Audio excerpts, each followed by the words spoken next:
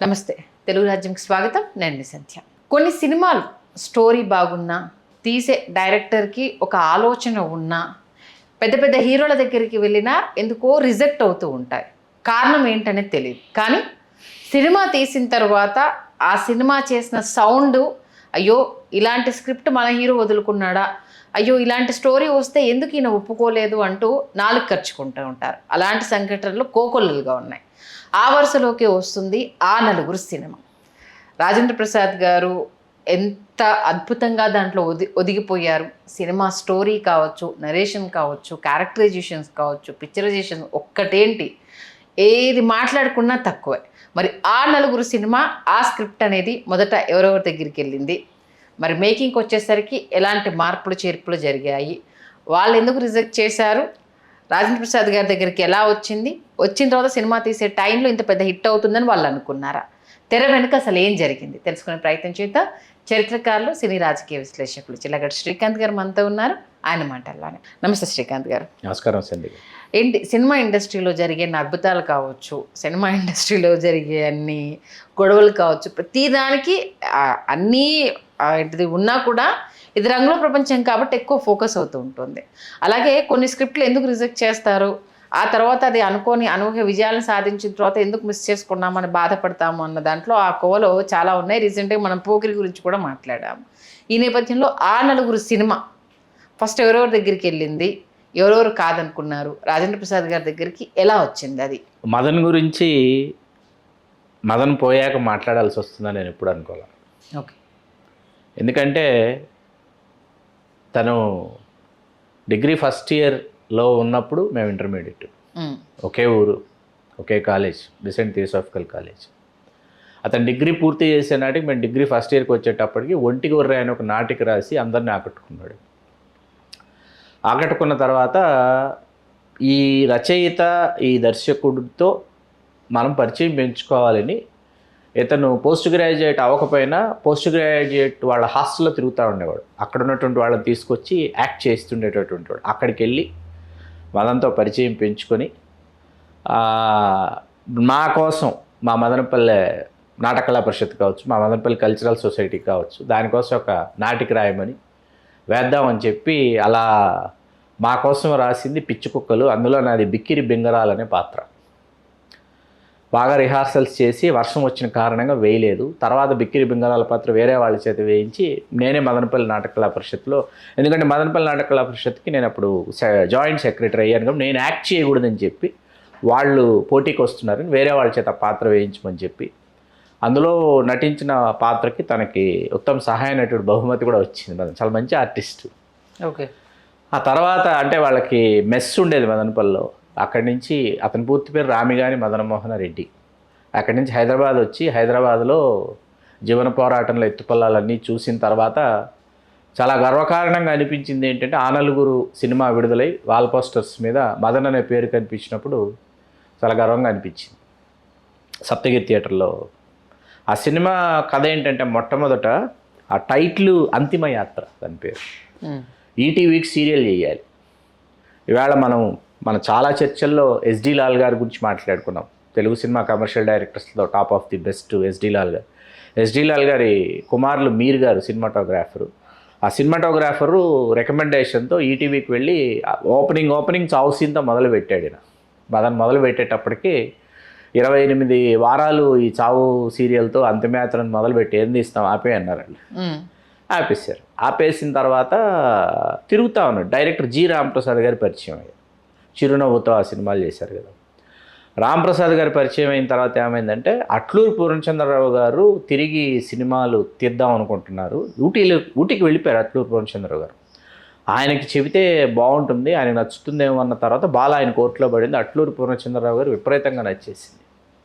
First సిట్టింగ్లోనే గబగబా 10,116 తీసి ఆయన అడ్వాన్సు ఈ కథ మనం చేస్తున్నామని చెప్పి ఊటీలోనే కూర్చోబెట్టి ఫుల్ ప్లెడ్జ్డ్ స్క్రిప్ట్ ఊటీలో కూర్చోబెట్టి రాయించారు. కే భాగ్యరాజా గారిని పిలిపించారు. ఏది జడ్జిమెంట్ కోసం. కే భాగ్యరాజు గారు వినేసి ఆయన అసలు అద్భుతం, అసలు నేనే హీరో, నేనే యాక్ట్ చేస్తాను, ఎవరికీ చెప్పకండి అంటే అట్లూరు పూర్ణచంద్రరావు గారి మనసులో ఒక తమిళంలో చేస్తే విసు గారు చేయాలి, తెలుగులో చేస్తే దాసనారాయణరావు గారు చేయాలి, లేకపోతే మోహన్ బాబు గారు చేయాలి. ఇట్లా సాగుతున్నాయి ఆయన ఆలోచనలు. అంతేగాని భాగ్యరాజా గారు మీరు కాదనేటప్పటికి భాగ్యరాజా గారు వెళ్ళిపోయారు. వెళ్ళిపోయిన తర్వాత అక్కడికి వెళుతోంది, ఇక్కడికి వస్తుంది, ఇక్కడి నుంచి అక్కడికి వెళుతోంది, అలా తిరుగుతుందే తప్ప మోక్షం రావట్లా. కథకి మోక్షం ట్రాక్ ఎక్కట్లేదు అసలు. ఫస్ట్ ఆఫ్ ఆల్ ఇట్లా సాగుతుండగా చంద్రసిద్ధార్థ గారు అప్పుడు ఆయన ఒక ఇంగ్లీష్ సినిమా తీశారు. చంద్రసిద్ధార్థ గారు ఫస్ట్ సినిమానే ఒక ఇంగ్లీష్ సినిమా తీసి దాని తర్వాత అప్పుడప్పుడు ఇంకో సినిమా తీసి మూడో ప్రయత్నంలో మంచి కథ కోసం ఈయన వెతుక్కుంటున్నాడు చంద్రసిద్ధార్థ గారు.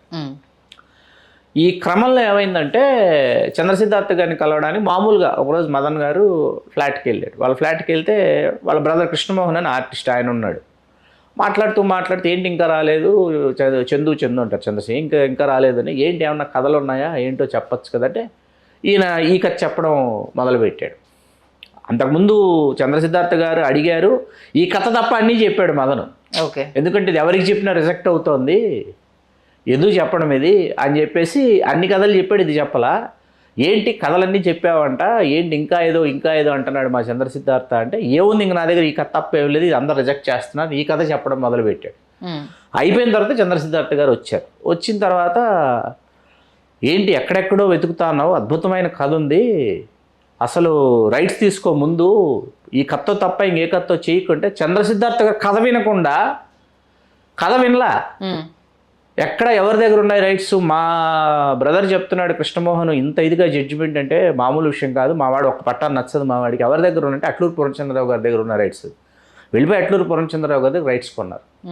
ఆయనకు మమకారం చచ్చిపోవట్లా అట్లూరు పూర్ణచంద్రరావు గారికి. తమిళం హిందీ ఆయన ఉంచుకున్నాడు, నేను ఇవ్వను, తమిళం హిందీ నేనే తీసుకుంటాను, తెలుగు కన్నడ మిగతా లాంగ్వేజెస్ మీకు ఇస్తున్నాను రైట్స్ రాసి ఇచ్చిన తర్వాత ఎవరి దగ్గరికి వెళ్ళాలి ఇప్పుడు ఆలోచించి మన ఫైన్ ఈవినింగ్ అన్నే రవిని మన సితార జర్నలిస్టు రాజేంద్ర ప్రసాద్ గారు అపాయింట్మెంట్ ఫిక్స్ చేశాడు. రాజేంద్ర ప్రసాద్ గారు ఆకలితో ఉన్నారు, ఏ సినిమా చేయాలి, ఏ పాత్ర చేయాలి అర్థం కావట్లేదు, ఒక క్రాస్ రోడ్స్లో నిలబడిపోయినటువంటి పరిస్థితి. ఎందుకంటే నాన్ స్టాప్ కామెడీ చేసుకుంటూ రాజేంద్ర ప్రసాద్ గారు ఏంటంటే ఇంకేం చేయడానికి ఉంది. రాజేంద్ర ప్రసాద్ గారు ఒక ఆర్టిస్ట్ కామెడీ చేస్తున్నాడు అంటే సంధ్య గారు మీరు ఒక విషయం గుర్తుపెట్టుకోండి, హాస్యం అద్భుతంగా హాస్యరసాన్ని ఒలికిస్తున్నాడు అంటే ఆ నటుడు ఇంకా ఏ రసాన్నైనా అసలు ఒలికించేయగలడు అనమాట. ఆయన దగ్గరకు వచ్చి ఆగింది. ఫస్ట్ టైం చంద్రసిద్ధార్థ కూడా వింటున్నాడు కథ అప్పటిదాకా చంద్రసిద్ధార్థ గారు వినలా. ఓకే, రాజేంద్ర ప్రసాద్ గారి ఇంట్లో ఇదే ఆనంద్ నగర్ కాలనీ, వెంకటరమణ కాలనీ అంటారు, సాక్షి తర్వాత నుంచి డౌన్ లెఫ్ట్ అనమాట పెడితే అక్కడ ఉండేవారు రాజేంద్ర ప్రసాద్ గారు. ఆ అపార్ట్మెంట్లో ఈ కథ మొత్తం వినిపించాడు. వినిపించేసిన తర్వాత రాజేంద్ర ప్రసాద్ గారు లేచి బెడ్రూమ్లోకి వెళ్ళిపోయారు, చంద్రసిద్ధార్థ గారు లేచి బాల్కనీలోకి వెళ్ళిపోయారు. వెళ్ళిపోయిన తర్వాత మదన్కి అర్థమైంది ఇది ఉండదు, తెలుసు, ఈ కథ చెప్తే ఎవరు చేయరు వినరు మనకు తెలుసు. బెడ్రూమ్లో నుంచి రాజేంద్ర ప్రసాద్ గారు వలవల ఏడ్చుకుంటూ వస్తున్నాడు, బాల్కనీలోంచి చంద్రసిద్ధార్థ గారు వలవల ఏడ్చుకుంటూ వస్తున్నారు. ఇది కథ అంటే, ఇది సినిమా అంటే, చేస్తే మదన్ నీకు తెలియదు మదన్ నువ్వు ఎలాంటి కథ చెప్పావు సాయంత్రం వచ్చింది రాజేంద్ర ప్రసాద్ గారు. రఘురామ్ పాత్ర కోసం రాజేంద్ర ప్రసాద్ గారు తనను తాను ట్రాన్స్ఫార్మ్ చేసుకున్నటువంటి విధానం, మేకప్ కావచ్చు, మేకోవర్ కావచ్చు, పంచికట్టు కావచ్చు, టీత్ కావచ్చు, ఎవ్రీథింగ్ అనమాట. ఆ పాత్ర కోసం ఆ పాత్రగా ఆయన రఘురామ్ పాత్రగా మారిపోయి బాగా గుర్తుంటే రాజేంద్ర ప్రసాద్ గారు ఆ తర్వాత ఒక ఇంటర్వ్యూలో సినిమా విడుదలైపోయి ఆయన విపరీతంగా పేరు వచ్చేసి ఆ తర్వాత ఒక ఇంటర్వ్యూలో ఆయన అన్నారు, మీరు ఎవరిని ఊహించుకొని పాత్ర చేశారంటే ఆ పాత్ర వినిపిస్తున్నప్పుడు నాకు ఎన్టీ రామారావు గారు, మా నాన్న గద్దె వెంకటనారాయణ గారు వీళ్ళందరూ గుర్తొచ్చారు నాకు. ఆ ఏజ్ గ్రూప్ ఫాదర్స్ గుర్తొచ్చేసారు నాకు. వచ్చిన తర్వాత నేను కూడా ఆ ఏజ్ గ్రూప్లోకి ఎంటర్ అవుతున్నాను కదా, కనెక్ట్ అయిపోయి చేశాను నేను అని చెప్పారు రాజేంద్ర ప్రసాద్ గారు. మా మదనపల్లి దగ్గర బి కొత్తకోట అని అక్కడ జరిగినటువంటి ఒక వ్యక్తి తాలూకు జీవితంలోని సంఘటనలండి. ఆ తర్వాత ఇప్పుడు సినిమాల్లో అడపాదడపా వేషాలు వేస్తుంటారు మధుసూదన్ రెడ్డి అని అనంతపురం అయింది. ఆయన వాళ్ళ ఇంట్లో వాళ్ళ కుటుంబ సభ్యుల్లో జరిగినటువంటి కొన్ని సంఘటనలు, ఈ సంఘటనల యొక్క కలబోతే ఈ సినిమా టైటిల్ విషయంలో ఇద్దరి నోటి వెంట ఆ నలుగురు ఒకేసారి వచ్చిందండి. మదన్ గారి నోటి వెంట, చంద్రసిద్ధార్థ గారి నోటి వెంట. అంతిమయాత్ర వద్దు ఒక కొత్త టైటిల్ అనుకుంటే అది వచ్చింది. ఓకే, పట్నాయక్ గారి చేతనే చేయించుకోవాలని పట్నాయక్ గారి దగ్గరకు చాలా బిజీగా ఉన్న టైం ఆర్పి పట్నాయక్ గారు వెళ్ళి కథ చెప్పిన వెంటనే పట్నాయక్ గారు ఒక్కడై రావడం ఒక్కడై పోవడం వెంటనే ట్యూన్ చేసేసాడు ఆయన. పట్నాయక్ గారు ఎన్ని సినిమాలు ఎన్ని గొప్ప పాటలు చేసినప్పటికీ ఆర్పి పట్నాయక్ గారు ఆయన జీవితంలో ఒక అత్యుత్తమమైన పాట ఏది అంటే ఈ పాట చెప్తాను నేను. ఒకడై రావడం ఒకడై పోవడం గురించి చెప్తాను నేను.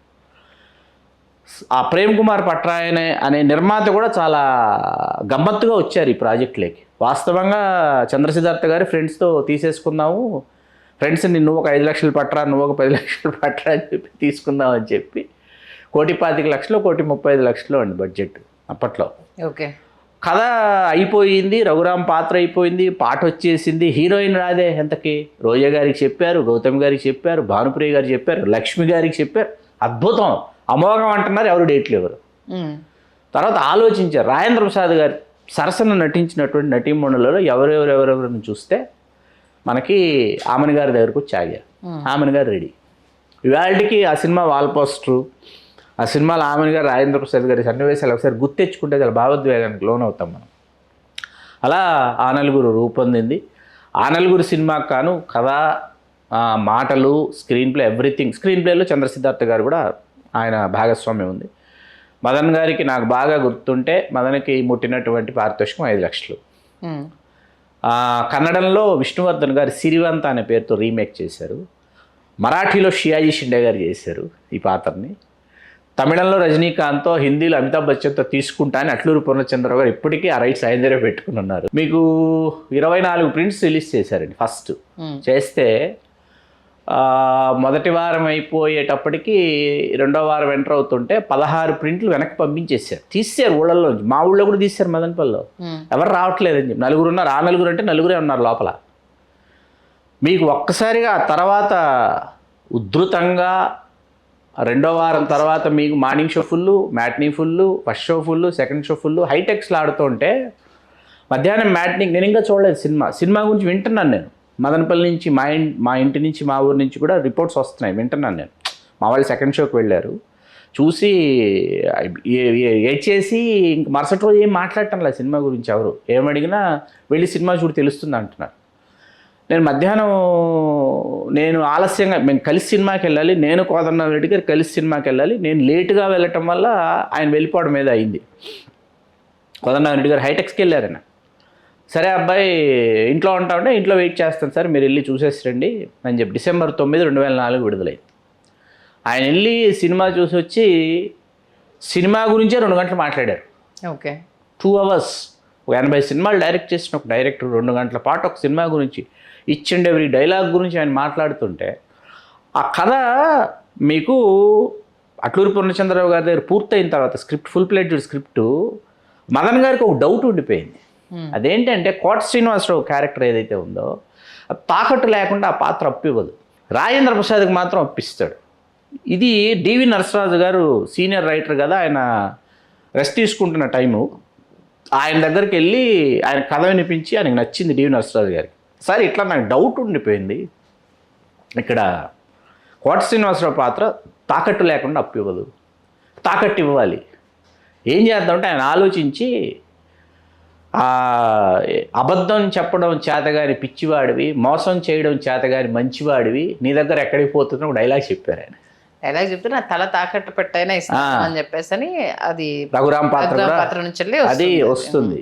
అలా మీకు ఆ బరువు పెరిగింది. కథ యొక్క బరువు పెరిగిన తర్వాత సినిమా సృష్టించిన చరిత్ర విడుదలై విజయవంతమై నన్ను మదన్ కలుసుకోవాలని, నేను మదన్ని కలుసుకోవాలని ఆ చేసిన తర్వాత ప్రయత్నాల్లో ఇద్దరం కలిసి ఆ కేకే టవర్స్ దగ్గర ఫోర్డ్ కార్ వేసుకుని వచ్చాడు. వచ్చి నన్ను ఎక్కించుకుని కంగ్రాచులేట్ చేశాను. చేసిన తర్వాత కోదండరామ్ రెడ్డి గారింటికి తీసుకెళ్ళి కొన్ని కథలు తర్వాత చేయాలి, చంద్రసిద్ధార్థ గారిని కూడా తీసుకెళ్ళిన తర్వాత ఏంటంటే ఆ సినిమా సంభాషణలకి నేను నందేవాడు ఎక్స్పెక్ట్ చేశాను. అదే విషయం చెప్పాను నేను.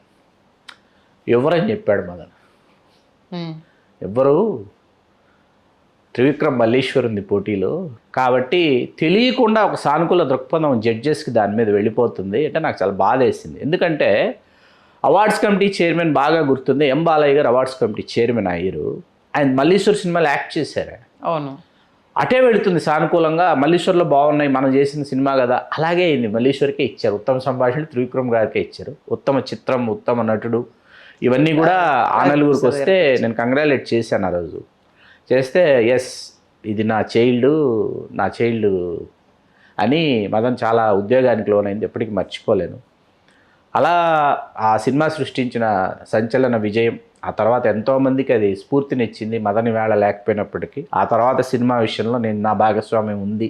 పెళ్ళైన కొత్తలో స్క్రిప్ట్ కావచ్చు, షూటింగ్ స్టేజ్లో బ్యాక్ ఎండ్ నుంచి నా సపోర్ట్ కావచ్చు, రిలీజ్ అయిన తర్వాత విజయాత్రలు చేయటంలో నాకున్న అనుభవాన్ని దృష్టిలో పెట్టుకొని అప్పటికి ఆర్య ఇవన్నీ చేసి వచ్చాం కాబట్టి, గంగోత్రి, ఆర్య, బన్నీ, నువ్వు విజయాత్ర లీడ్ చేస్తావా పెళ్ళైన కొత్తలో కంటే నేనే లీడ్ చేస్తాను. శ్రీకాకుళం నుంచి అంత క్రితం వాళ్ళు విజయవాడకి ఎక్కడికో వెళ్ళారండి ఒక స్టేషన్కి, నేను లేను. వెళ్ళినప్పుడు ఏంటంటే కొంచెం అది మిస్ఫైర్ అయిందండి. జగపతి బాబు గారిని తీసుకుని వెళ్ళింది, మిస్ఫైర్ అయిన తర్వాత one of the executive producer Mahendra గారు లేదు నువ్వే లీడ్ తీసుకోవాలి విజయాత్రలు అంటే, నేను లీడ్ తీసుకుని నేను జగపతి బాబు గారిని తీసుకెళ్ళి ఆ ఫోటోగ్రాఫ్స్ ఇవాళన్నీ చూస్తుంటే పెళ్ళైన కొత్తలోకి నేను డిఫరెంట్ కాన్సెప్ట్స్ ఇంప్లిమెంట్ చేశాను. చాలా నచ్చేసేవి తనకి. సక్సెస్ మీట్ ఆడియో చేసామండి. ఆడియో అయిపోయిన తర్వాత ఆడియో రోజు చేసింది నేను సుమగారు చేసింది ఏంటంటే, ఆడియో రోజు అప్పటికి మేమెవ్వరు పెళ్లి కాని వాళ్ళమండి. మదన్, మై సెల్ఫ్, మాకెవరికి పెళ్ళి అవ్వాలా. మేమందరం కలిసి పెళ్ళైన కొత్తలో సినిమా చేస్తున్నాం. సుమగారికి పెళ్ళి అయిపోయింది, నేను పెళ్లి కాని అబ్బాయి, సుమగారి పెళ్ళి అయిన అమ్మాయి, మేమిద్దరం కలిసి యాంకరింగ్ చేయాలి ప్రోగ్రామ్. చాలా ఫన్నీగా చేసాము. అది చాలా నచ్చేసింది మదన్కి. 100 days ఫంక్షన్ సుమగారికి కుదరలా, నువ్వే మాట్లాడేసా 100 days ఫంక్షన్, నాకు ఎవరు వద్దని మదన్ ఆ రోజు నించుని నువ్వే 100 days ఫంక్షన్ చెయ్యని రాక్ హైట్స్లో చేసాం, శిల్పకళా వేదిక. ఇవాళకి మా ఇంట్లో 100 days షీల్డ్ పెళ్ళైన కొత్తలో ఉంటుంది. ఓకే. స్క్రిప్ట్ స్టేజ్ నుంచి నేను ఉన్నానని చెప్పి ఆ గౌరవం నా మీద, అంత గౌరవం అంత ప్రేమ అలాగే చూపించాడు. 2022లో అందరినీ అన్యాయం చేసి వెళ్ళిపోయాడు. చాలామందికి చాలా ధైర్యం మదన్ ఉన్నాడు అంటే. చాలా గొప్ప కథలు, చిరంజీవి గారికి ఎంత గొప్ప కథ చేశాడు, విజయబాబు నాయుడు గారి దగ్గర ఉండిపోయింది ఆ కథ. చాలా గొప్ప కథలండి. అటువంటి రచయిత, అటువంటి కథ మళ్ళీ తెలుగు సినిమా. ఎందుకంటే ఆ సినిమా వల్ల రాజేంద్ర ప్రసాద్ గారి జీవితంలో నట జీవితం ఎంత పెద్ద మలుపు అంటే ఆయనకి. ఆ శ్రేయోభిలాష్ కానీ ఎన్ని సినిమాలు వచ్చాయి రాజేంద్ర ప్రసాద్ గారి గొప్ప సినిమాలు, అటువంటి ఉదాత్తమైన పాత్రలు, హృదయం బరువెక్కిచ్చేటటువంటి పాత్రలు. ఇప్పుడు మన హృదయం చెమ్మగిల్లాలండి. ఒక సినిమా చూసినా, ఒక కథ చదివినా, ఒక కవిత చదివినా, ఒక పాట విన్నా ఏంటంటే మన హృదయం చెమ్మగిల్లాలి, మన హృదయాన్ని అది హత్తుకోవాలి, మన హృదయాన్ని తాకాలి. అటువంటి పని చేసిన వాడు మదన్. అద్భుతమైన స్క్రిప్ట్ ఉన్నా అద్భుతాలు సృష్టించడానికి టైం పట్టింది, అవకాశాలు రాలా, మీకు వినేవాళ్ళే అలా మదన్ గారు లాంటి వాళ్ళు, మదన్ గారి దగ్గర ఉన్నటువంటి గొప్ప కథావస్తులు ఏవైతే ఉన్నాయో అలా పదుల సంఖ్యలో రచయితలు మన తెలుగు సినిమా పరిశ్రమలో ఉన్నారు. వాళ్ళ అవకాశాల కోసం ఎదురు చూస్తున్నారు. మన హీరోలే ప్రయోగాలు చేయటం లేదు, మన హీరోలే వాళ్ళకి అవకాశాలు ఇవ్వటం లేదు. మన హీరోలు ఒక చట్టంలో తమను తాము బంధించేసుకున్నారు. అది మరొకసారి ఆ నలుగురు సినిమాను గుర్తు చేసి ఆ సినిమాతో మీకున్న అనుబంధాన్ని కూడా మరొకసారి గుర్తు చేసుకున్నారు. ధన్యవాదాలు శ్రీకాంత్. ధన్యవాదాలు సంధ్య.